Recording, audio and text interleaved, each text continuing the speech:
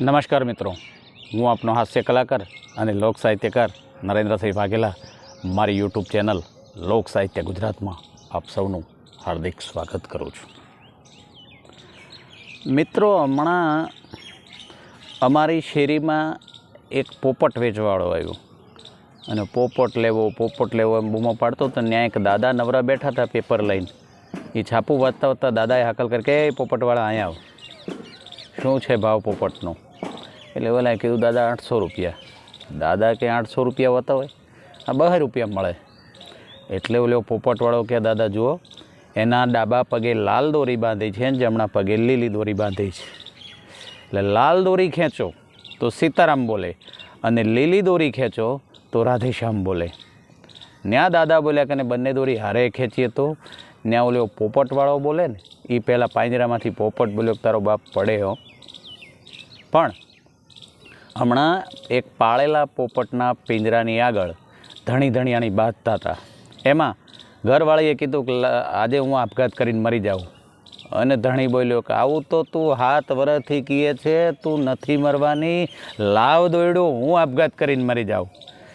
અને ત્યાં પાંજરામાંથી ઓલો પોપટ બોલ્યો કે તમને બંનેને હું 5 વર્ષથી ઓળખું છું, 5 વર્ષથી તમે બંનેને ઓળખું, તમારા બંનેમાંથી એકેય નથી મરવાના. ખોલ પાંજરું જો હું ચૂલામાં પડીને આત્મહત્યા ન કરી લઉં તો, હે ખોલ પાંજરું જો હું ચૂલામાં પડીને આત્મહત્યા ન કરી લઉં તો. અને મારી સામે પાંજરાની સામે ઊભા રહીને કોઈ દી તમે સારું બોલ્યા નથી, કોઈ દી પ્રેમથી સફરજનનો કટકો નથી દીધો, નથી મરચું નાખ્યું. તમે હું મરવાના, હું પોપટ લાલ બોલું છું. અને ત્યાં ઓલી બાઈ બોલી ભાઈ તમે પોપટ લાલ નહીં હો, તમે પોપટ લાલ નહીં હો, પોપટ લીલા. મૂળ તમે અમારા કજિયામાં તમારો રંગ ભૂલી ગયા. એક દી એક ભાઈએ પોપટ પાડ્યો હતો, એ એના પાંજરામાં પોપટ રાખે અને બીજા પડોશીએ કાગડો પાડ્યો હતો. એ એના પાંજરામાં કાગડાને હાચવે. કાગડું છે એ મને ગાળ્યું દેવા માંડે. કોઈ મહેમાન આવે તો એ ગાળ્યું બોલે, કોઈને ઘરનાને ખીજાઈ દે તો ગાળ્યું બોલે. અને પોપટવાળાના ઘીરે એક દી ઓલો આંટો મારવા ગયો તો પોપટ જય શ્રી કૃષ્ણ, સીતારામ સીતારામ બોલે. એટલે ઓલા કાગડાના પિંજરાવાળાએ પોપટના પિંજરાવાળા ભાઈને કીધું કે અઠવાડિયું તમારા પોપટને મારા કાગડાના પિંજરામાં મોકલો ને. એટલે કે શું કામ? તો કે એ સારું બોલે છે, રાધેશ્યામ ને સીતારામ ને, અને અમારો કાગડો તો ગાળ્યું દે છે. તો કે એને આ બોધ મળે, આ સોબત એવી અસર થાય ને. ઓલી ભાઈ કે કાંઈ વાંધો નહીં લઈ જાઓ. એક અઠવાડિયું પોપટને કાગડાને એક પિંજરામાં પૂડ્યા અને અઠવાડિયા પછી ઓલા ભાઈ પોપટને ઘેરે લાવ્યા અને કાગડાને નોખો કરી દીધો. કાગડો જ્યાં તો એના ઘેરે જ રહ્યો. હવે ઘટના એવી ઘટી કે અહીંયા પોપટ હવારે મોટીને ગાળ્યું દેતો થઈ ગયો. ઓલાને રાધેશ્યામ સીતારામ ન શીખવાડી શક્યો અને પોપટ પોતે ગાળ્યું દેતો થઈ ગયો. આ કઠણાઈવાળી જિંદગી છે. પણ હમણાં એક બા ભાદરવા મહિનામાં હરાદ આવે ને તો પોતાના 4 જુવાન દીકરાને લઈને કે આજે તારા બાપુનું શ્રાદ્ધ છે, એટલે શ્રાદ્ધ નાખવું પડશે. હું તો 4 જુવાન દીકરા અને માં ધાબે ચડ્યા છો અને દૂધપાક બનાવ્યો હતો. અને દીકરો છે મોટો એ કાગવાશ કરીને કાગવાશ નાખતો હતો, પણ એક પણ કાગડો ફરક્યો નહીં. હો, એક પણ કાગડો ફરક્યો નહીં. મોટા દીકરાની નજર આમ ગઈ અને પછી એની બાની સામે જોઈને બોલ્યો કે બા તું ઘરમાં વહી જા, કારણ કે તું જ્યારે રહોડામાં હતી તો બાપુ ડેલીએ પગ નહોતા દેતા.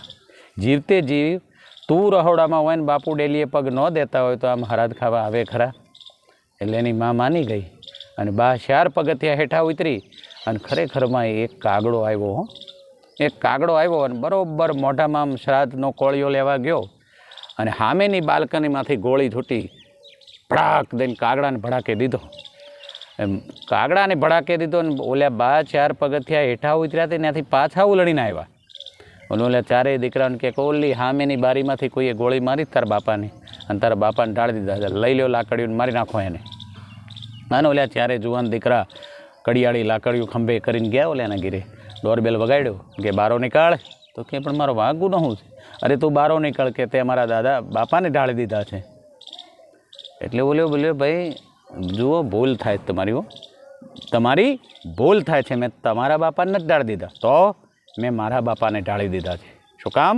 તો મારે ને તમારે બોલવાના સંબંધ નથી અને મારો બાપ તમારે ત્યાં હરાદ ખાવા દૂધપાક ખાવા આવ્યો. હું કામ? કાગડામાં માણસ ભાળે છે પોતાના બાપા. તમે વિચાર કરો કે આમાં શુભ રંગ લાલ ગણે છે માનવી, અને જ્યારે શ્રાદ્ધની વાત આવે તો કાળા કલરનો કાગડો ગમે. અને આ કાળો કલર આમ અપશુકનિયાળ ગણાય છે, પણ એ વખતે કાળો કલર કાગડાનો ગમે છે બધાને. Thank you. મારો આ જોક્સ આપ સૌને પસંદ આવ્યો હોય તો ચોક્કસ મારી ચેનલને લાઇક, શેર અને સબસ્ક્રાઈબ કરશો. જય માતાજી મિત્રો.